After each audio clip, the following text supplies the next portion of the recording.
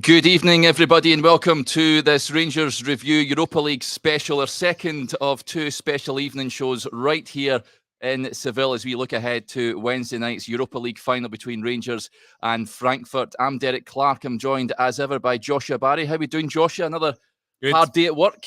It was a busy day, wasn't it? We've done a lot. It feels like 2 minutes ago we were speaking to Ali, but we're delighted to have a very special guest tonight in between us, David Edgar. Davey, good to see you. Thanks for coming. How are you doing? Yeah, I was doing better till you guys told me to be here at 6, and you actually meant be here at 6 UK time, and I turned up an hour early. But no, I'm very warm. Yeah, it is humid. It's hot, and Derek, you'll sympathise as a fellow Ginger. Yeah. It's and it is interesting to me because it hadn't been something I'd factored in terms of how that'll affect the match, because it's really, really very, very warm. And the idea of any team, being able to go out in that and just, play the 90-minute heavy metal football, like Jurgen Klopp would call it, I just think is out the window. It'll need to be managed. Yeah, well, they had an open train session. We'll talk about that a little later on, Joshua. But sweltering conditions. Thankfully, they're not playing the game right now, but no. We'll touch on the heat a little later on, folks. But before we do that, just a bit of housekeeping. If you're watching us on YouTube, if you hit that subscribe button, it means that you'll never miss a video when we go live. And just a special word for our sponsors. Joshua, sitting on the left wing there, is going to talk us through the One Football app, Joshua. I'm a bad left winger because I'm predictable. Always cutting in my right, but nonetheless, not got a left foot. One Football, yes, is our free one-stop shop, is what we're saying about it, Derek. The link is in the description, and it gives you all your football news, goal updates, lineups, and it's a really quick way to get all your updates on football. So whether that be keeping up with Rangers or another team, or just curiosity about the Italian second division, download One Football for free. Link is in the description. There you go, Derek. Yeah, fantastic stuff. Head over there. You can see on your page, folks, One Football app. Fantastic little application there for your mobile device. Right, let's talk Rangers, because that's why people are tuning in, folks. If you want to get your comments across, just stick them in there, and we'll try our best to get through as many of them as possible. Before we do that, David, I just wanted to find out your journey here. I mean, supporters are travelling from far and wide to get to Seville. How's your journey taking shape? You've arrived this morning, is that right? Yeah, I arrived in Seville this morning. I took the train down to London yesterday morning from Glasgow Central, flew into Barcelona last night, and then flew into Seville this morning. And I've got to say, I was in British Airways, so it was delayed, obviously. But that's boded well throughout this trip. I don't think I've had one trip that's run totally smoothly. So I'm clutching for any sort of omen whatsoever I can get my hands on. But yeah, it's some of the journeys that you're hearing about. I mean, I've got friends who've come over from Australia today. They've arrived in. I know guys that have come from Canada. Hello to Gary, the NASA president. He's in. I think he'll be arriving a bit now. And there was one particular chap who, I love this, he went from Australia to Dubai to Glasgow to London to Seville, and he doesn't have a ticket. And he was on the news back home. Maybe anyone who's back home will have seen it. And my wife, who knows nothing about football, got in contact and said, "Could you get that guy a ticket?" And I said, "I couldn't get my dad a ticket right now." So incredible. I don't even think. I think we're now at the stage where I don't think the clubs can get a ticket. I think it would be UEFA. It would have to be. Yeah, that's insane. Going to different continents to get here, it just shows you the level of support, David, doesn't it? I mean, it's unlike anywhere else, really. You don't get that any other club, I don't think, Josh. I mean, we were lucky enough to go to the Leipzig game. I was at the Braga game. You were there, David, and it's quite astounding to hear the sort of lengths that the fans are going to, isn't it? That they're making their way. It's like a pilgrimage almost. Yeah, what is it? 100,000 we think which is just mental, absolutely mental. And I think I seen something that you retweeted earlier today, David, and it was sort of maybe a Villa fan or a Bristol City fan saying, seen like 100 Rangers fans walking around Bristol singing. Yes, that's right. Walking to Bristol Airport. Yeah, there you go. And Rangers is an international institution, and I guess when events like this happen, you get to see it at its size. So it's been great to bump into plenty of people, Derek, and we were at the fan zone today, which was really nicely set up. It just shows what, when football supporters are given a bit of an experience before a match day, it can actually be a very nice experience. I think that's a key point, and that is something that's been a great annoyance to me as a football fan over the years, that if you treat football fans like human beings, you'll tend to find that behaviour you get it back. Mhm. Whereas I think if you push them up against the wall, then things do happen. Yeah. And, provide some decent facilities. Yes, there will always be in any large crowd some people that too much drink, too much sun, whatever. But the vast majority, it doesn't need to be this adversarial confrontational thing. Yeah, absolutely. And I think you're absolutely right. And we also enjoyed seeing at the fan park a little bit of heady tennis, which Derek was telling me. For any viewers who were watching last night, Derek is telling me he's a better footballer than Alistair I didn't Bain. say that. That's or a similar level. That's just barefaced lies lie. on air, Joshua. No, I said we're probably about the same. So we're hoping to get a little bit of a live stream pre-match tomorrow to kind of whet the appetite for the big occasion. Yeah. So many comments coming in, folks. A lot of love for David here. Wow. Yeah, a lot of love, David. I genuinely was, thank you, because I was genuinely panicking. I thought, because I can see the comments, and I thought, my ego's not going to be able to cope with this. I'm a very sensitive fellow, and if people are saying, what have you got that half on for? I would have been, like this. So thank you very much. It is much appreciated. Yeah. Stuart Henderson is enjoying hearing you talk, David. Board Silly says 50 Shades of Red, Derek. Yep. Fortunately enough, I'm still pretty pale. I've not went total lobster yet. There was a boy earlier at the fan zone. Looked like he was wearing an Aberdeen strip. He was so red. It looked like he'd been cooked for several hours. So if you're watching that guy, then seek After Sun pronto, because he is in big trouble. I Am Neil says he's your biggest fan, David. So not too sure if that's maybe the family getting into it. I don't think there's much competition, in all honesty. But yeah, some of the sights that we've seen today has been extraordinary, because we were saying that the locals, it must be an evolutionary thing. They're all wearing jackets. Yeah. And then any Brit or German, we're walking about getting barbecued. So you can spot who's an out of towner pretty quickly. Yeah, absolutely. Let us know about the camera angle, folks. I'm putting the comments up here. It looks like it's cutting off our faces, so I do apologise about that. I'm not necessarily sure that's a bad thing. Yeah. I'll try and troubleshoot that as we go. So many comments coming in. David, we were talking yesterday about terms of team-wise. Now, I wanted to touch on the press conference that Joshua, you were there before we talk about the team. The big takeaway from Giovanni van Bronckhorst's press conference was the fact that Kemar Roofe is fit and available. What did you make of what was coming out at the press conference earlier? There's a few things that I think were interesting. First thing was, I think Tavernier and Jack, they're laser focused, and that might be nothing to read into, but you were speaking, David, after the semi-final about sometimes you do get a sense when you're up close with the players and the manager about the atmosphere, about what they're feeling. You were speaking about how there seemed to be a quiet confidence about them in Leipzig with the return leg, and I think as a lot of discussion is kind of centered around recently, it does feel as if this group of players think that their name is on that trophy, and that's not a bad thing whatsoever. So that came across.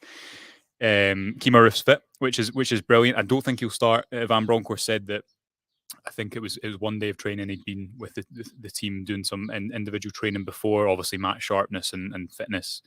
Who knows where he'll be with that, but fantastic to have him available and ready. I think that's a real big boost, even if it does mean that he comes off the bench. If the game's 0-0, you want to bring, and the game's going a certain way, you certainly want to have the option to bring a striker off the bench. And the other thing that was interesting, Derek, was he was asked, how do you approach this game tactically? Because Ibrox, we can't not pretend that Ibrox has been a really dictating factor in Rangers getting here. And that's not a bad thing. That's, I think, a thing to be championed in terms of the role that the supporters has played. And the manager was asked, well, how do you kind of balance that? Because you look at the Leipzig game, away from home, Rangers are compact. We were there. It was like a intense, stressful, horrible chess game to watch. Well, it was a stressful experience. It did feel almost like a training session. Yeah. I mean, not that it lacked intensity, but just it was a case of your job is to not concede, your job is to breach them, and that was how the game went. Yeah. I think you've made a couple of good points. So the first thing is the thing about the stadium. I've looked on at other stadiums and admired that. If you look at Liverpool, the amount of comebacks they make at Anfield, because they believe that special things happen at Anfield. And I think it becomes a bit of a kind of virtuous circle when that happens. And you mentioned the confidence the players had displayed. It's not been bravado, and it hasn't been bluster, nor has it been complacent arrogance or whatever. It's just been this knowledge, if they turn up and they do what they know they can do, then something special is Yeah. happening. And that can carry you. You know, Yeah, I genuinely believe it can carry you that bit further. Yeah, absolutely. And on the other point to that, the manager was saying, he was asked about those two performances, and they were saying you've had this very defensive performance against Leipzig, then the performance with the crowd, so to speak, and really aggressive. What are you going to do? Because you've got, and what he said was, interestingly, you're not going to see anything really like the first leg or something along those lines. He said it's about finding the balance. And I was speaking to someone else from the club, and they were talking about the importance of, you need to win this game, and this is a one-off game. Yeah. There's going to be a winner tomorrow night. So the confidence I think that Rangers fans ought to have is Van Bronckhorst's big calls have got Rangers to this stage. Substitutions, tactical changes at big times that we've spoken about so many times up to this point. But yeah, lots of interesting takeaways. And as I say, I think sensing that focus, and as people have said before, the belief within that group of players is certainly not going to do them any harm tomorrow night. Yeah, great comment coming in here from Steely FM, subscriber to both Heart and Hand and the Rangers Review. Both have top quality content, better than mainstream media. Thank you. Any day. So a nice comment coming in there from Steely FM. Now, Ryan Jackett and James Tavernier were alongside Giovanni Van Bronckhorst. Yep. Joshua, any major things that they said to the assembled press? Tavernier, I think Tavernier, as he's, the years have gone by as a Rangers captain, I think he's actually quite eloquent when he speaks now. He is, yes. And just a really good leader. And he was speaking about how proud he was to lead this group of players. He was speaking about this being the best dressing room that he's been a part of. Ryan Jack speaking about how, a year ago, think of where he was with injuries and think how repetitive that was, and all the false comebacks, so to speak, and all the hard work he had to go through. And I think for him, it's probably a very special moment individually to be at this stage. And, let's not forget, these players have been involved in some bad European nights, and now they've been involved in this fantastic European growth and run over the kind of subsequent 4 years since Steven Gerrard took over. So, nothing out of the ordinary that you wouldn't expect at a press conference, Derek. But I think the squad seemed confident. I think Ryan Jack will play, which is really important. Yeah. I think, we can touch upon this later, but when you're looking at Frankfurt's strengths, and we've got a big piece coming out in this tomorrow on the website, folks. Only one team in the knockout stages has taken more counter-attacking shots per 90. And if you look at it from the other point of view, Rangers, only two teams have conceded fewer counter-attacking shots per 90. So it looks like Rangers might be actually quite strong in an area that, like Frankfurt, are quite strong. And as well, you look at Frankfurt are good at their high press shots, very dependent on that. And we've seen what Rangers have done against that recently, specifically Leipzig and Braga. They just play over it. These passes over the midfield. So I think that there can be confidence to be taken from that as well. So good to speak to them, and good that Ryan Jack will hopefully be fit and ready to play. Yeah, I wanted to get your opinion on this, David. A comment coming in, good question from Chris Hamilton. Roofe declared fit. Should he start or get brought on for the impact? I think it's good news. I think that he's fit enough to play a part in the game. Would you be tempted to start him in a game of this magnitude? I think it's always tempting, but I think we need to remember history, and how many times have we seen coming into one of these matches, Harry Kane, I remember a couple of years ago for Tottenham, Diego Costa for Atletico Madrid. And it can just throw everything into disarray. Also, he hasn't played, so he can't be, you said one session that he's done. He's maybe fit, he's undoubtedly fit, but is he sharp? And you can get away with that a little bit more, I think, as he mentioned, as Chris mentioned there, by if he comes as an impact sub when people are tiring, then there's maybe a bit of ragginess in their play. I think it would just be an awful lot to ask of him to chuck it. I'm sure he's desperate, don't get me wrong. I'm sure he absolutely is. But even psychologically having him on the bench, I think is huge. And even the fact that it gives Frankfurt something else to think about that they maybe didn't have to consider. They maybe didn't have to factor into their planning that Rangers would have an out-and-out striker. Mm-hmm. So that's a benefit. You can keep them guessing. You've got the options to change. We've got the options to change shape, as Joshua has explained many times on the site, that Van Bronckhorst has been almost metronomic in his ability to pick when to change correctly in these matches. He's very good at responding to tactical changes that the others make, the opposite coach makes, but he's very good also at his own saying that he's got a feel for in a game when things are changing slightly, and he can be very proactive as well. But I think that for me, you're tempted because it's an out-and-out striker, but I think sometimes you've got to dance with the girl you brought to the dance. Yeah. That's a nice way of putting it. Yeah, that's what got us there, and I think that I'd rather see him coming off the bench. Yeah, I've got to say, Josh, and I think we've touched on this when the semi-final team at Ibrox was announced. I think everyone was worried the fact there was no recognised striker in the team, but they've showed they can do it. So I think they deserve the opportunity to start the game tomorrow night. Would you go along with that? Yeah, I agree with you both. And just to repeat a point that I think we've kind of made already, I think first of all, it's the collective that have got Rangers here, as opposed to individuals. You know, maybe that would be a bit different if Morelos had played the last two rounds, but obviously he hasn't. And also, you look at the Braga game in which Roofe had the ball in the back of the net 3 times. Only one was given because of, I think one was offside and the Barisic handball, call it handball, was the other one. It's going to be a very different game. Rangers XG expected goals was 6.28 against Braga. Yeah, it was ludicrous. Ridiculous. I mean, it was ridiculous. And I think Roofe, if he's isolated, I don't think he's at his best. I think when you get runners around him, and you've seen that in the Cup semi-final against Celtic and that Old Firm game, and the Braga game as well, he can be effective and he can work well with, you know, Ramsey for that penalty, for example.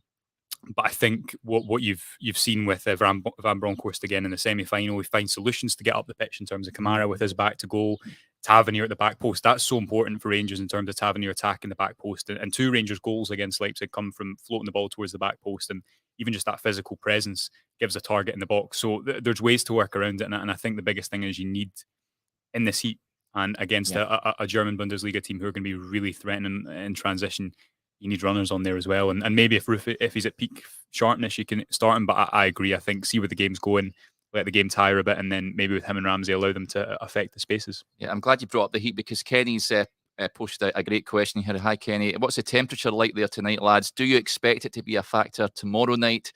We just get an Uber up to the apartment, Josh, and we've seen a temperature sign just at the side of the road. What was it, 36, 38 was it? Or something 38, like yeah. 38 degrees. It's been hot. It's been hot today. So we'll see what it's like tomorrow night at this time. The forecast is 33 for tomorrow at kickoff, but the forecast was 33 for tonight. And as Derek said, it's hotter than that. Yeah. So it is going to be a factor, and it'll need to be managed, but it'll need to be managed by both teams. That's the thing. It'll need to be managed by both teams. And it's not maybe if we were playing, you know, a Spanish or a Portuguese side, that they would be maybe more used to playing in temperatures like this. Not that it doesn't get warm on occasion in Frankfurt. Doesn't often get 38 degrees in Glasgow, I have to say. But it is about handling. But again, this is why I have a bit of faith in Van Bronckhorst and the coaching staff. I think they've shown that when it comes to those sort of details. The other thing is, Rangers' fitness in this campaign has been a factor, and it has been incredible. And I think that we've got to say that Arno Phillips has basically taken what Jordan Milsom had done, and I think he's you could even say he's expanded it, but certainly the team has had this.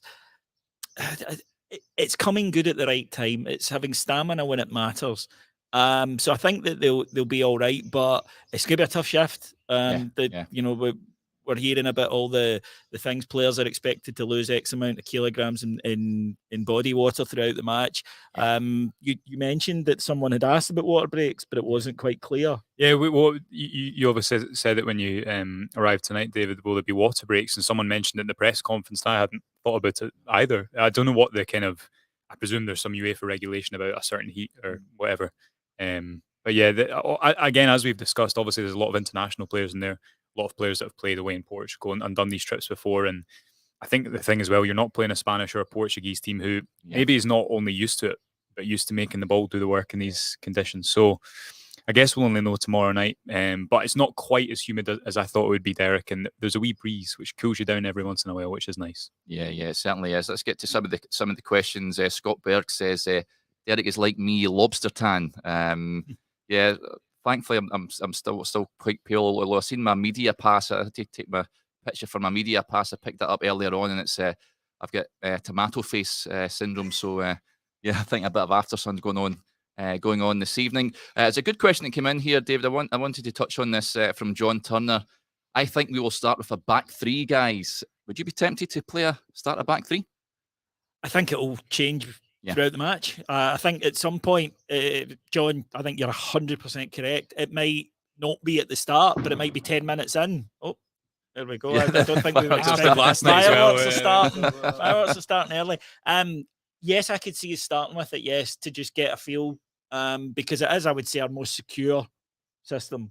I think if you want to lock the game in and get everybody to the pace of it, and maybe just getting over that, because there'll be a big build up when the players are coming on, and they're human beings, and they've been going through this for the same as us as fans for 10 days.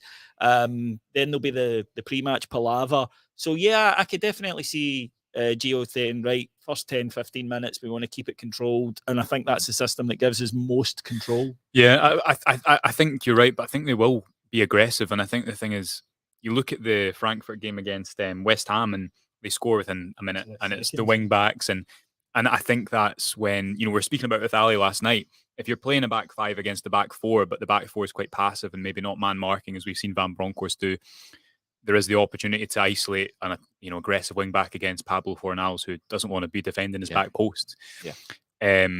What you've got with John Lundstrom, though, is someone who you don't have to wait till half time to say, okay, go to the shape. Right. I think he's got the intelligence in game to be able to, he was calling the manager a genius after the semi-final, but I think his intelligence as a footballer has been really impressive in his renaissance at Rangers. So you've got the options. Rangers have played a back three more than you think. Obviously started against Leipzig with it. It was kind of fluid against Red Star. Played it away from home. The benefit of being able to do both is obviously Frankfurt don't know exactly what you're going to do, and you're able to change in game, as David says. Yeah, a lot of comments coming in. There's an interesting one here. A few comments with regards to Aaron Ramsey. Greg Wilson says, David, I just think with Ramsey's experience, he has to start for me. And there's a few comments sort of agreeing with Greg. David, he was brought to the club to play in big games. Would you start Aaron Ramsey in a game like this? It's difficult to make a case against it if you're confident that he can produce to the level that we know he's capable of, or even close to it. Let's be honest. Yeah. If he's playing an Aaron Ramsey 8 out of 10 is a lot higher than a normal player's 8 out of 10. The other, again, it goes back to, though, when spaces open up in the second half, when people tire, do you want him on fresh then? Because he's got vision. That's the thing that Aaron Ramsey has. He sees passes and, of course, has the ability to find them. Mm-hmm. So then do you think, well, if it's very tight in the first half, if it is very cramped and composed, do you then want to bring him on when he can maybe take more advantage of it? And I remember reading Rob Smythe in The Guardian talking about this after the Celtic Rangers match, the 3-0, saying that Ramsey at the start of that would likely have been blown away by Celtic's fast start, and maybe in those type of games you think about putting him on later. But the temptation for the manager must be, it is Aaron Ramsey. Yeah. And he does have a habit of popping up in these matches throughout his career with something big. Yeah, I agree. And also, I agree with David, absolutely. But can you imagine if on deadline day in January, you'd said Rangers are going to be in a European final, but most people would rather Scott Wright start than Aaron Ramsey? It's crazy, but I think it shows how important the system is to get to this point. And also, as well, I agree, you want Ramsey to work in spaces. You don't want him to burn himself out by doing the hard yards that another player could do and then not be able to show his quality. Scott Wright, I think, is functional and can help tire the game out in a different way, I guess. Yeah, it was amazing, David. We watched him, Scott Wright, in Leipzig, and he looked like out of his depth, didn't he? I mean, it was almost like a competition when they're playing up front. But at Ibrox, he did a job, and of course, was it Kamara's goal that he played a big key role in that, winning the ball back? Absolutely, won the ball back, took the pass in, and then laid it off perfectly for Glenn Kamara.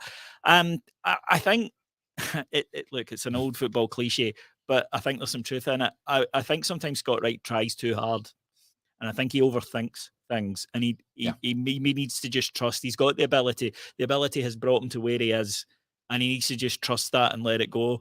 And I think you can see with a player when it's the extra touch that takes you up a blind alley, or when you turn back because you don't trust yourself to play the pass first time.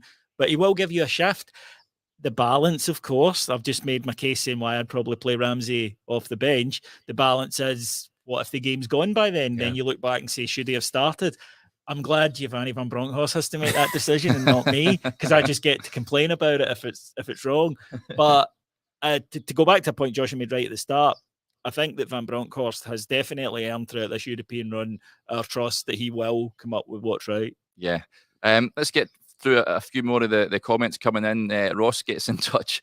Lads, I've been in Seville for 2 hours and I can't breathe. Where's the best place to congregate? Well, we were at the fan zone earlier, Joshua. Yeah. Cracking place. I done a little walk around, folks. Little Facebook Live round at the fan zone. They had the actual trophy there. You could get a picture taken with that. Lots of different things to do.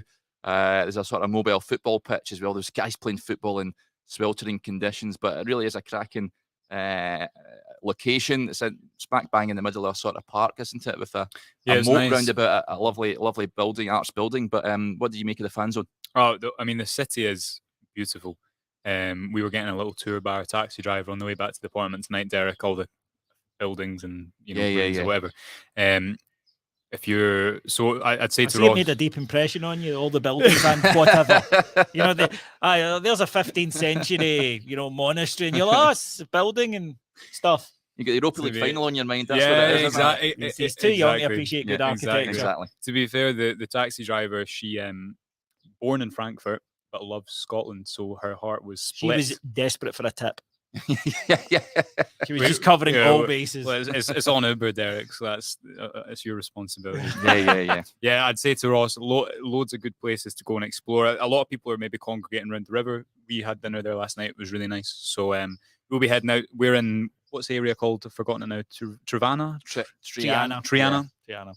So that's beautiful. That's quite kind of old-fashioned, near the river. You're about 10 minutes walk. The river is beautiful.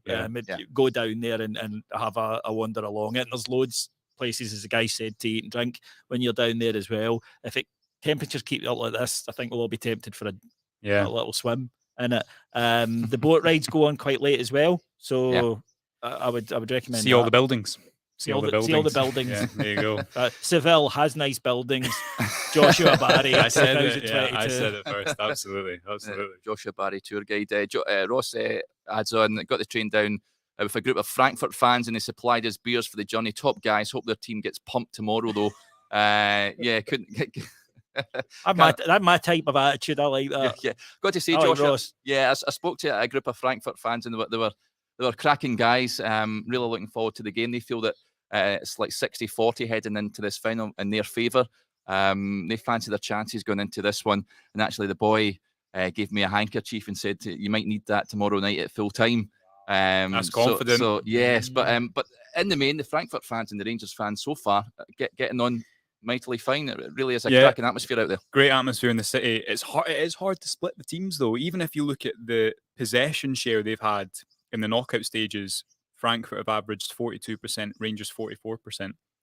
Quite different. Quite similar styles. Probably quite hard to find too much of a level in difference between the teams. For a neutral, it's going to make a great final, but if you're not a neutral, it might make a very nerve-wracking final. I think this year's finals, the three of them, including the Conference League, are great if you're a bit of a traditionalist. You've got Liverpool, Real Madrid in the Champions League. You've got Rangers, Eintracht Frankfurt. These are names that get the blood pumping. Yeah. And even the conference, you've got Feyenoord and Roma, proper teams. And I know that sounds a wee bit old man shouts at cloud about modern football. I don't, I enjoy watching Man City as much as the next person, but probably not as much as Joshua. But it's true. But there is something I just think special about you get these venerable old clubs all competing for it. Look, they probably wanted us rather than Red Bull, and we probably wanted them rather than West Ham. Yeah. So both teams will be going in saying, you know what, good. Yeah, most definitely. CGM 55 says, sounds like we were in a fake taxi, Joshua. That's all.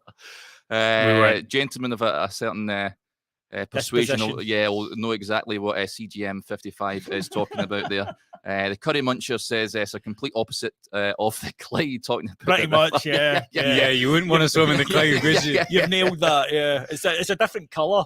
Yeah, for a start. There's no shopping trolleys in there either. So I had a little question for David, if I'm allowed to take the direction of the show for a second. They're paying, okay. Just a wee comment, is that okay? Right. Because this is something I've heard David speak about, and I think the viewers will like it as well. 2008 to now, Yes. we're just speaking about the confidence of the players. Yeah. But the expectation of the supporters as well. And I was reading an excellent piece by Martin Ramsey on the Rangers Review today. Really emotive piece. Would encourage everyone to read it. Long but very, very enjoyable. And he was speaking about Martin in a nutshell. Really. Martin in a nutshell. Yeah. Speaking about that expectation today, where maybe you didn't go to Manchester and think Rangers will win this, or Rangers could or should win this. Yeah. Whereas now there is a little bit more of a, well, if we play it as we have, we can win it. What do you think about that parallel? I totally agree. Truthfully, I never quite believed in 2008. I wanted to. I, made all the right noises and tried to persuade myself and anyone else who would listen to me. But I think in our heart of hearts, we knew that team had done remarkably well to get to where it had. Whereas I look at the results in this run and I think obviously there's no away goals, but there's no penalty shootouts in there. Yeah. Rangers have been better than these teams. That's why they're there. Rangers have won. They've outscored the opposition in all of these ties. And in 2008, I think I was going there to see my team play a European final. In 2022, I feel I'm here to see my team pick up a European trophy. And it is different. And I keep going back to this, but it's true. I get the impression that the players have a different mentality about it as well. And I don't want to make it sound like they're cocky or they think it's in the bag, because they don't. But they just have a sense of almost destiny. And I know that's getting into, stuff that we can't quantify. Yeah. But it is true that they just have this sort of, you said it, laser focus. Yeah. And I think, I remember that night in Dortmund, we thought, well, something special here. This was special. And for me, I remember going back to that second leg and saying, if we get through, there's something special. Otherwise, it could have just been a freak night. Yeah. Right? As much as we would have loved it and remembered it forever, it could have just been a freak night. But then they didn't beat us. Not only did they not, but they couldn't even win on the night. And I think from then, both the players and the fans began to think, no, hang on, there's something in the air. Yeah, I totally agree. I think the 2008, it was in Manchester, and when it was 0-0 at half-time, I'm thinking, brilliant. We've kept them level at half-time. I was praying for penalties, I've got to admit, and that was the way the run was going. Sort of rode your luck. I've never seen a Rangers team battered as much as they did in Germany against the Werder Bremen. That was something else. Fiorentina as well. Night, the save, and I know there's the one about the one last season in Prague. Yes. And it is incredible. On the line, yeah. But that one from, I think it was Diego. Yes. People will be able to correct No, me. it was the big defender. Can't remember his name. It was Diego put the ball in. Yeah. I have no idea how he did that. I watched that one back and I go, it's going to go in this time, and it doesn't. It was an unstoppable. I mean, it was unstoppable, and he stopped it. Yeah. Is he?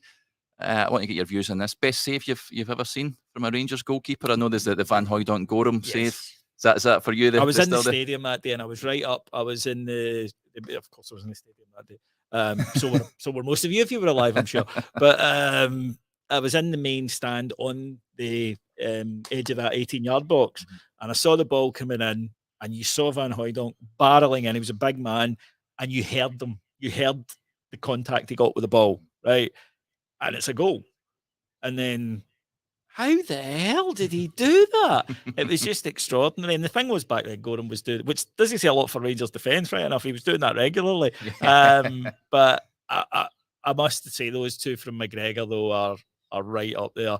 And maybe I'm damning the one in Prague with faint praise, because it's in. I mean, it is actually behind him, and he somehow gets back and claws it in.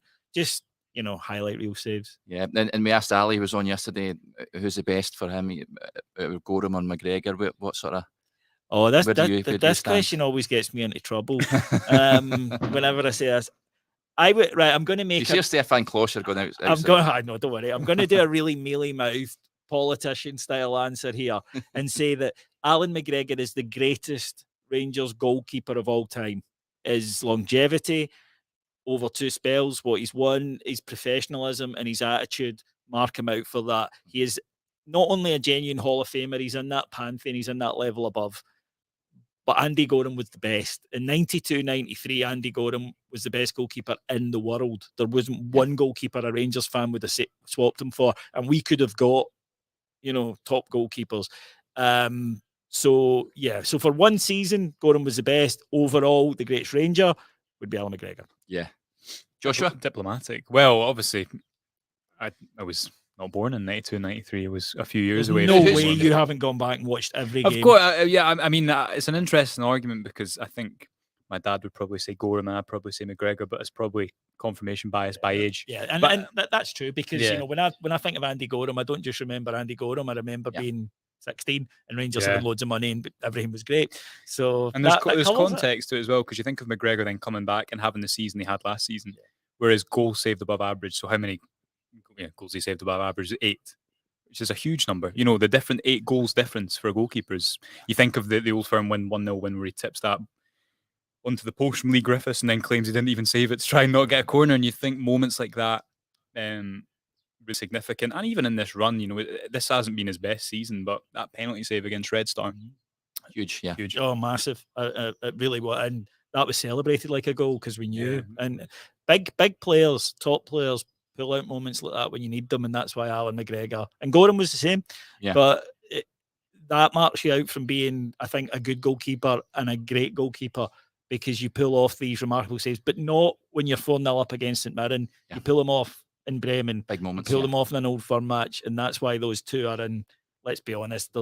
I thought Stephen Kloss was a great goalkeeper. Thought Chris Woods was a great goalkeeper. Yeah. But there's those two and a gap. Yeah, I totally agree. The Lost King of Scotland with some nice words here. He says, 3 legends sitting together there watching the game at 3 a.m. tomorrow with the Taiwan Loyal. Oh, Can't superb. wait. So it's fantastic tuning in all the way from Taiwan. Great to have your company. Loads of let us know where you're tuning in this evening, folks, as well. I wanted to touch just finally just to finish up on McGregor, David. There was sort of murmurings of a new deal being mooted. Would you be a fan of that, or do you think you should maybe bow out with a possible Europa League winners medal? I don't see how he could top this. Yeah. If Rangers were to win tomorrow night, and we all hope they do, then I don't see how he could possibly have a more fitting swan song. And it's up to him. You know, if he wants another year, then I'm sure the Rangers would certainly chat to him about it. I thought actually last summer he might have retired. Yeah. I got that vibe in the summer, especially after winning the title. And then he came back for another year, and it hasn't gone as well as last year had. There's no point pretending that.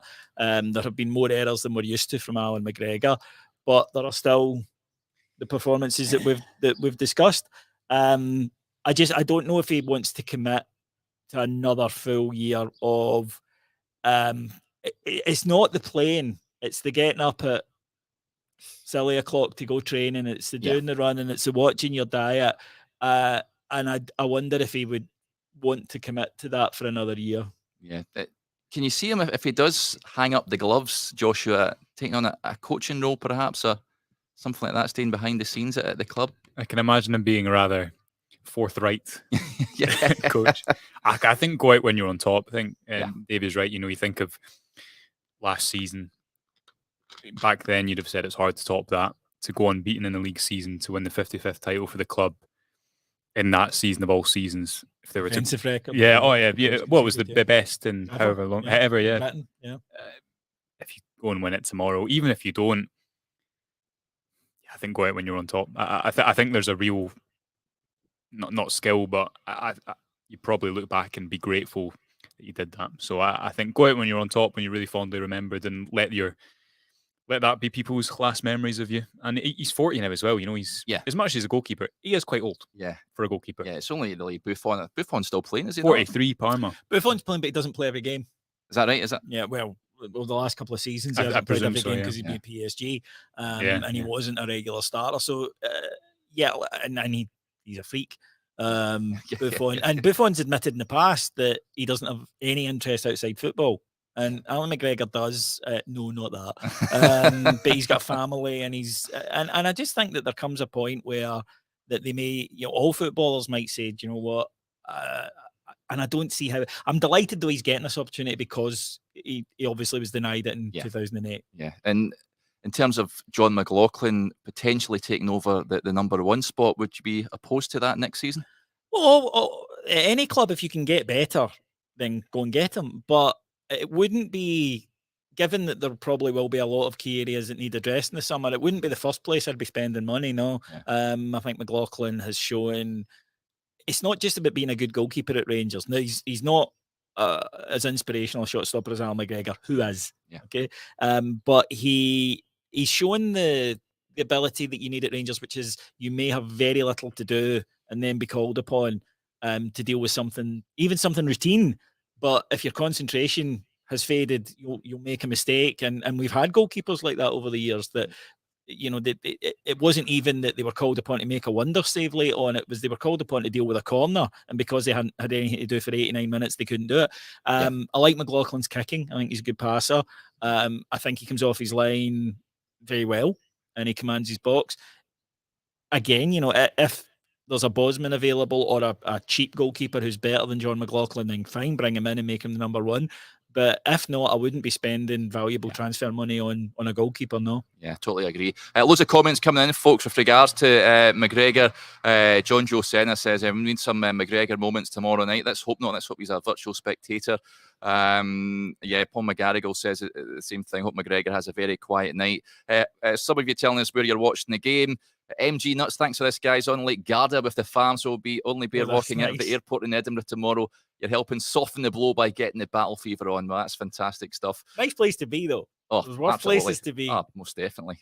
Scott D's watching in sunny Inverness. Got a comment here. Sonny Guruk for 30th Scotsman. Comment coming in here by number 55. Broke them. We welcome the chase. I grew up watching the goalie. Then we had Clausen McGregor. I mean, been blessed with top goalkeepers. There's no doubt about it. From coming up now on 40 years. Yeah. How amazing. Incredible. That run. And okay, a couple of breaks here and there, and obviously we know what happened in the Lord years. Steve Simonson. Steve Simonson in the Lord years. But, Rangers fans of my age got to see Woods, Gorham, Kloss, and McGregor. There's not many clubs could boast a lineage like that. Yeah, absolutely spoiled rotten in terms of goalkeepers. Wanted to touch on as well, there's a comment coming in, I think it was regards to Scott D, and it was Scott Patterson made a comment. I'll try and get it up on the, I'll just scroll up and down. Here we go. Should have started, Derek. Should have started. This is so professional, it's unreal. It's very warm. Yeah, it's very warm. It was something in regards to the two teams. If it was to go to extra time, it's a question for you, Joshua. If the match was to go to extra time, in terms of fitness, who would prevail? Now, we've already touched on sort of their fitness with regards to Rangers. I think that their fitness is shown to be top notch this season. Yeah, you would trust them in extra time, surely, doing the business. No reason not to. And you also look at the fact that the majority of players, if not all players, that will start tomorrow, haven't played in a week, and even that game against, was it Ross County, the game that was quite a strong team, merging into one. Yeah, the 4-1 game, relatively strong. The midweek one and the other Hearts and Dundee United. United.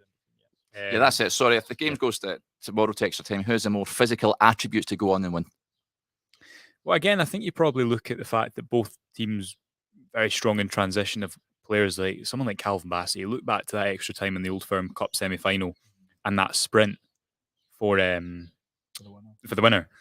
I mean, it's incredible ability to be that dominant physically at that time in the game after having played so much football. Rangers have a number of players like that. They have a lot of really dynamic players. You think of Kamara, Lundstrom, Bassey, players who can play in a lot of different positions. It's no secret that James Tavernier is a bit of a beast when it comes to running. So I think, and we also spoke about maybe someone like Scott Wright playing instead of Ramsey from the start because they offer you that. Rangers do have a lot of physical players, and there's no reason to suggest they couldn't go and do extra time because based on the body of evidence, they've been stronger than opponents in extra time. Even going back to that Leipzig game, when the momentum's quelled slightly after Leipzig's goal, Tavernier pushes his centre-backs up. He's aggressive with his decision-making, and the team find it within themselves to win the game. Obviously, the Cup semi-final, the Braga game. So plenty of evidence to suggest from Rangers' point of view. They do, obviously, haven't watched many Frankfurt extra time, so I couldn't give a fair comment on that. Yeah, Mr. Tommy Boy 75. I can't help thinking of 4 having cramp after 60 minutes. Back in the day, those were the days, David, weren't they? These are the days to remember stuff like that. They've come a long way. They've come a long way. Yeah, yeah, that was an odd time when we'd be playing these part-time teams, and you would struggle to pick out which one was the professional and which one who had the £20 million training facility and who had to go after work to do it. Yeah. And I think we have it's been noticeable with since Steven Gerrard came in. Yeah. But it's been continued by Giovanni Van Bronckhorst. And we do have a lot of athletes and we do have a lot of guys who you can rely upon in those. Here's another thing, though, that I think might be a factor. I just get the impression that Giovanni Van Bronckhorst trusts more of his squad than he maybe did 2 months ago. And therefore, I think that he's more able to feel he can put a substitute on. And he said, actually, on that, David, he said today, interestingly, I'm a coach that works on feeling. And what he meant by that was, he was asked, do you have a final message prepared for your players already? And he's quite nonchalant, he's quite relaxed, Gio. And he sort of said, well, I might think, I really need to fire them up, or I might need whatever. If it changes in a moment, I'll go with that. I'm a coach that goes with my gut. That's really interesting for me, and very much reflected in his decision-making and his self-confidence, which during that tricky time after the Old Firm defeat at Ibrox and before the Braga game, when the momentum wasn't there with the squad, certainly that is there now, it's quite steadfast, and that's, I think, why he's able to stay calm and make those decisions in game, because he's a right level of emotional. He shows his emotion at the goals, but as Lundstrom said, he's so focused in game, and that allows him to impact the game. Yeah, definitely. Question here, I wanted to get your thoughts on this, David. The Red Baron, I believe he wouldn't make the final if Gerrard was still manager. And it's played the devil's dick advocate. Do you think if Steven Gerrard was the manager, would be looking forward to a Europa League final? I've thought at times this season that if Gerrard had stayed the manager, we would have won the league, but we wouldn't have got to this final. No, and I can't prove it. It was just a gut feeling that I had. I think that he, would have got a reaction out of them,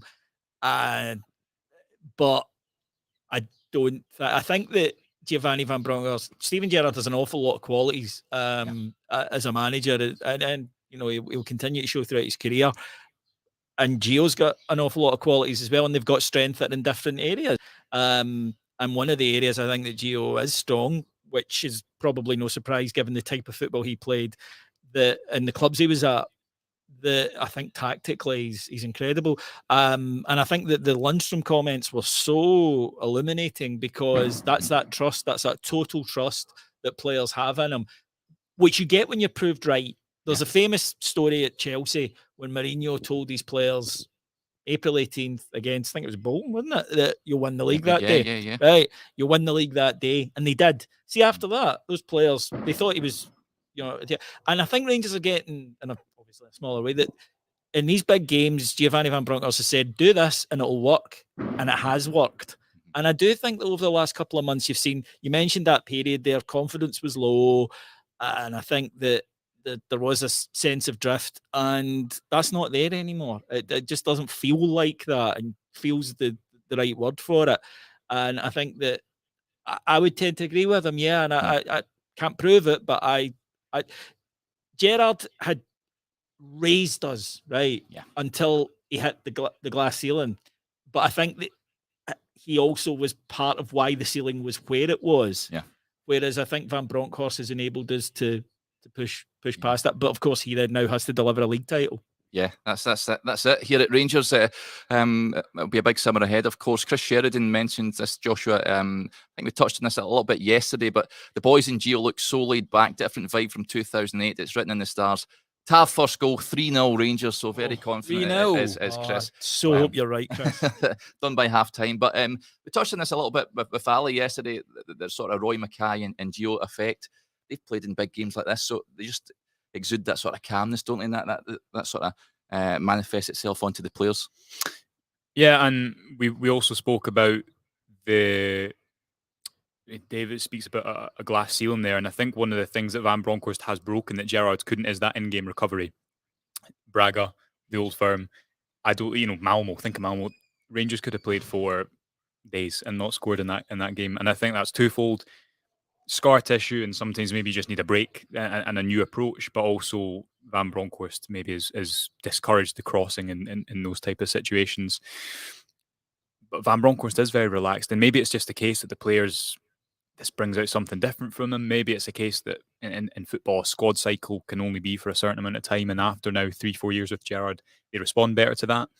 And maybe it's not always a case of one thing's better, although winning the Europa League would, I think, top everything. Sometimes things are just different managerial styles, different tactics, and that can return different rewards. And I agree with David that I think you'd have seen Rangers win the Premier League. I definitely don't think you'd have seen them get this far, simply because Van Bronckhorst, for me, is further along his managerial pathway. He's more experienced. He had 4 years at Feyenoord. He's went and effectively studied for a couple of years or however long after that. Yeah.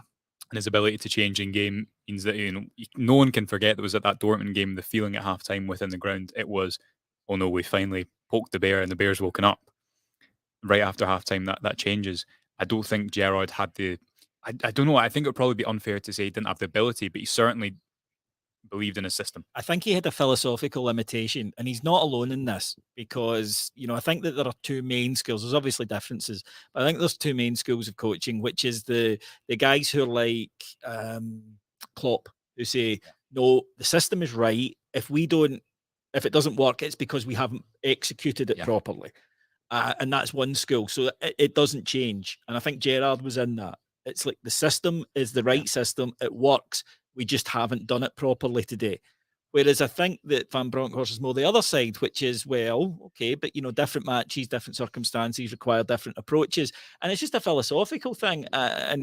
You look, Klopp as one manager, he's been really successful. The example was always Mourinho. To the, obviously the last few years he's probably past his best, but up to that point. So I don't think there's a wrong and a right. It's just a managerial preference, and I think that you're right in that Gerrard's was, maybe he would have needed more players to get to where he could use that system more effectively at the top level in Europe.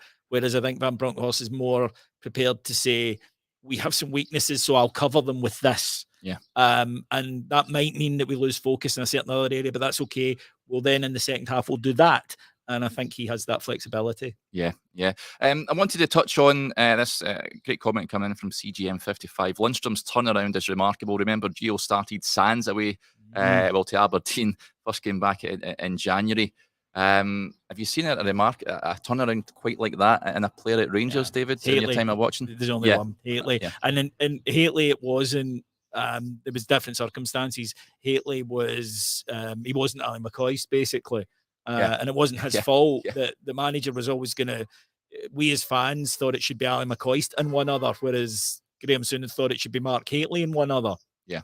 And he'd been injured for 2 years, but you knew he was a quality player. Lundstrom, I think, looked completely bereft of confidence. He looked as though he didn't fit, which was a key point. They couldn't find a role for him. I do think Ryan Jack coming back has been very important. Not so much now. I don't think he needs Ryan Jack there to have a good game. That's not true. He's proven that. But the chemistry between those two was there instantly. And sometimes that can happen. There's no rhyme or reason to it. The chemistry between the two of them straight away. Whereas I would say that the chemistry between Lundstrom and Davis has never filled me with great confidence. So I think that. But the other thing that John Lundstrom deserves credit for is he never moaned. There was none of his agent in the papers saying John will go back down the road, any of that rubbish. And he would come in and he would do press conferences and he'd say, I'm just waiting for my opportunity. And when it comes, I've got to grab it. And when it came, he grabbed it. And the best picture to describe how different his life at Rangers is after a few months? Dundee United's 1-0 game in December, taken off at half-time, scapegoat for that game. Couldn't get on the ball. Glenn Kamara gets on the ball after half-time and you think, how's he going to fit in this team? The Dundee United game last weekend doesn't even play, and he walks around the stadium and gets his song sung. Yeah. Crazy. Absolutely crazy. And what a song that is. I mean, whoever created that, the songs this season have been top drawer, David, haven't they? I mean, that's what I love about football songs, right? Because, and this is why a Red Bull or whatever will never ever achieve what we as fans. One wee guy one day turned up in his supporters bus and started singing that. And this song, which is loved and is going to be sung all around the world and will be sung by hundreds of thousands of people tomorrow, we'll never know who wrote it. It's the happy birthday of football songs, right? It's just, we all know it, but we don't know who came up with it. And I love that because it's that organic thing. It's that coming from the fans to the players and, what it means to him. And it comes back again to us and we give it back to them. And that's how football should be. It's not this monolithic corporate thing. Yes, it has its benefits. Loads of money. You and I were three of us were in Leipzig. And trust me, they have everything. Right, they're like the rich kid at your school who had all the best toys. That's Leipzig, right? But they don't have what we've got, and we saw that in the second leg. For all their advantages, they couldn't cope with that because we have soul. Yeah. I mean, I like this comment, Belinda Carlisle. I salute you for writing the John Lundstram song. I mean, it just shows you the madness. Everyone's seen the video of Belinda Carlisle wishing Rangers the best for Wednesday night. Madness, Joshua. Great song. It is a great song. It's a great song. And John Lundstram said he would sing it. Yes. On Sky Sports News today if he won the Europa League. If we win it, Belinda at Ibrox next gig.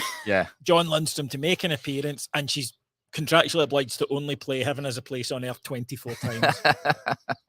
Let's get through some of the comments, folks. Andrew Fielding, a West Ham fan, says, good luck from West Ham. Good to have you, your support there, Andrew.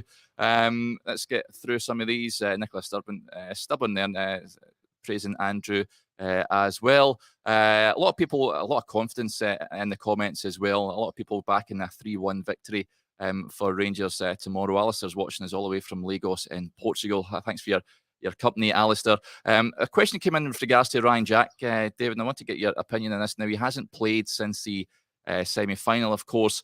You'd imagine just be kept in cotton wool for this game. I think there was a comment coming in a little earlier on where would you start Alex Lowry? But for me, it's a Ross County team with Jack coming in for Lowry, you'd imagine. Yeah.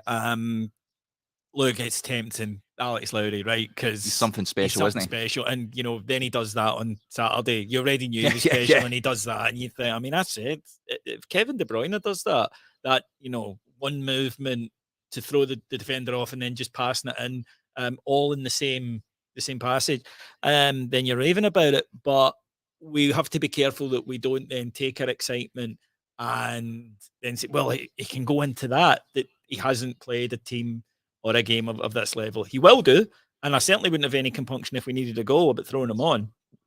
But yeah, you go with the guys who are battle hardened and battle tested in this one. Ryan Jack is, if he's fit, he plays. Right from that substitute, the only good thing that came out of that awful night at Parkhead was Ryan Jack coming on, and he immediately just steadied the ship. And you see what he delivers for the side. And again, I like the partnership with him and Lundstram. I just think that he'll be important. Also, he's one of the squad leaders. He is a natural. And I think that because they'll have a spell, Eintracht, they're a good side.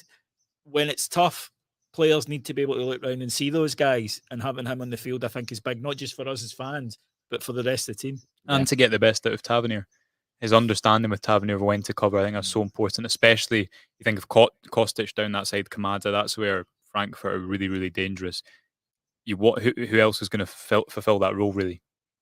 You really have to shake up the team, so I think Jack will be so important and give Tavernier the confidence to go forward and enable him to attack the box at the back post. Yeah, just going back to the songs again, Jim Sloan says St. Phoenix, brilliant. The song that came up, where was it in the charts you told me, Joshua? Make Us Dream It. Well, it was number 2. Yeah, we I think Henry Winter tweeted it out and it jumped up a couple of places. So yeah, he's obviously supporting Rangers tomorrow night. Yeah, good bunch of lads and heading over here as well.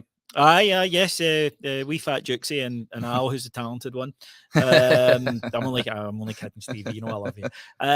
Yeah, they're great lads. They're over here, and they don't feel the need to overdo it for effect, but nor do they feel the need to hide it. And it's a great song. Yeah, it certainly is. Bojangles, this is high praise indeed. Ryan Jack is there. John Gregg. He goes the extra yard for the shirt. Yeah, he certainly does. Comments coming in about Alex Lowry as well. Scott Berg says 100% you start Jack. He's so important. Gaps occurred when he went off in the semi. Yeah, it certainly did when they made the substitutions. Scott D, if Lowry scores the winner, how much would he be worth? How much do you think he's worth right now, Josh? I mean, he signed that new contract, but he would be priceless if he scored the winner. He would be like the Mona Lisa. You just could not put a figure on it. Yeah. because we wouldn't let him go. Only 18 as well. Forget Scary, it's so young. It's frightening. But we touched on this a little bit yesterday, David. In terms of the B team, it's like the class of 22. We've seen at Tynecastle, so many good players coming through at the moment. It's really exciting, isn't it? Oh, it is. And look, I banged on about this, but next season, I don't want to see, and I keep picking on him because he's an example. It's not him, the person or the player. It's the example of this type of transfer. No more Juninho Bacunas if we've got an Alex Lowry. Right, no more guys coming in and filling a jersey. If we've got Charlie McCann, they might not work out, they might not make it, but let's give them the opportunity to make it, and let's then put that money into areas where we can bring in a bit of real quality. But King, Lowry, and McCann, I think, are all capable of being in the squad. Now they could. As I say, they could go into the squad and fail. That can happen. Young players, you never know. But they're all capable of getting the opportunity. And next season, as I say, I would like them to be considered as players that can be used. And then we can, as I say, bring in areas we can bring in, maybe that guy who costs an extra 10%, 20% on a wage because you don't have to save that money for somebody to fill a squad. Yeah, I totally agree with you there. Andrew Nicholson, Joshua. Does Tav deserve a statue if he lifts the trophy? For me, I've gone on record. Rangers win this tomorrow night. It's the greatest achievement by a Scottish club of all time. Would you agree? And would you like to see a Tavernier statue erected outside Ibrox? Well, on your first point, I'm not going to pretend to be an expert on the financial situation of football in the 70s and 60s and whatnot. What you do have to say is you look at the financial disparity between the likes of Dortmund and, well, not Frankfurt, I think to the same degree, but the top 5 leagues, Rangers in the top 5 leagues. I mean, what did Leipzig spent nearly 100 million last summer, and Rangers spent only, fees on free transfers, really, I think. It's a completely different market. 13 million to build that squad, half of which was actually on Ryan Kent, or actually just a little bit more than half. So to be able to do this, especially look out with the season, Rangers had to go through all 4 qualifying rounds 3 years in a row. They've not been handed anything. No. They've built effectively Scotland's coefficient on their own in these last 3 years. John Lundstrom said again on Sky, I think we've something along the lines of we've been brilliant for Scottish football, and he's right, because Rangers have been excellent in Europe now consistently for 4 years. I know yourself and maybe Martin speaking about this, arguably the best European run over a number of years of his lifetime. Undoubtedly, this is the best performing Rangers era. Consistent era of European performance in my lifetime. I think before that, before I was born in the late 70s. Before that, Scottish teams could compete because we brought through players of the level. So they might leave Scotland to go to England. There was sometimes more money down there, but we still brought through players who were comparable to European sides. So it was doable. It really shouldn't be now, because as you say, you look at that last season, if we beat Slavia Prague, we go into the quarterfinals, right? Because you come out the group and you go into the last 16. This year they put that sneaky round in. You don't go quite into the last 16. What we're going to do is the 8 of you, you Diddy teams, we're bringing in 8 from the Champions League to get rid of you. That was a sneaky, nasty little round put in again to make it more difficult for clubs like ours to be where we are. And that's what makes us even more satisfying. Yeah, certainly. Comments coming in here. I'll try and get to a few more before we wrap up, folks. It's been another busy show. Thanks for everyone interacting with the programme. Really is much appreciated. Let's see here. Alex Kelly, I think we touched on a little bit yesterday, but Gar's Billy Gilmore comment came in. Do you guys envisage Patterson and Gilmore coming back to Rangers in the near future? We would rule Scotland with young Blue Noses in their team once again. I think Billy Gilmore will have a number of offers in the summer. Joshua, Nathan Patterson, it's not really gone well for him at Everton. He's so unfortunate with that injury, of course. But I can't see either of them coming back. I think if you have Champions League football, I don't think it's improbable with Gilmore. Obviously, Chelsea probably rather he plays in the Premier League. That's just how it works. And Patterson, he doesn't want to come back and still be behind Tavernier, and that's why he left. Yeah, Everton wouldn't loan us. No, Nathan Patterson. Wouldn't no point. No one would win in that situation at all. Play. So he needs to go and get first team football. I think you might see them playing together though, because I think that if Everton stay up, I would not be surprised to see Billy Gilmore there, because Lampard is a huge admirer. Billy's spoken about his admiration for Frank Lampard in the past, and they've got a good relationship. So if Everton stay up, because I don't think Billy would want to go and play in the Championship, I could absolutely see. So, but Billy Gilmour and Nathan Patterson next season together. Yeah, it'll be something else. We'll wrap up shortly there, folks. Before you go, David, score prediction for tomorrow. No sitting on the fence or anything like that. I'm sure you'll be going for a Rangers victory. Can you see them doing it within the 90 minutes? Yeah, I can. I think we'll win 2-1. I think that it will be tough, very tough. I think there will be periods where we're up against it. But I just have a sense that this is our time. And that's not the most scientific analysis you're going to hear, but I believe, and I think that tomorrow night our team are they're not going to leave a single drop. They're going to, in the dressing room, everything they have, they're going to pour into that match tomorrow night. Put it this way, if Eintracht are to beat us, they better be good and they better be up for it, because we're both. Yeah, and before we let you go, if you let the viewers that is maybe unfamiliar with yourself and the great work you do at Heart and Hand, where can they find you and then the podcast that you orchestrate? If you go to patreon.com/Heart and Hand, we do round about 4 or 5 shows every day, mostly on Rangers, all things current events. We do look back at seasons, players, stories from the past, but we also do football shows and a few non-football shows as well. So it's a good community, and it starts at just £1.50 per month. Yeah, absolutely cracking value. Okay, folks, that'll do us here. Thanks to everyone for getting in touch. Just a reminder of that Rangers review offer we've got on just now, just £6 for 6 months worth of content. You pay your £6 and that's you for a half a year. Some great content we've got on the website. Daily videos like this one. We'll have another morning briefing tomorrow morning. Myself, Joshua and Johnny back in Glasgow ahead of the big one tomorrow night. But until then, enjoy the rest of your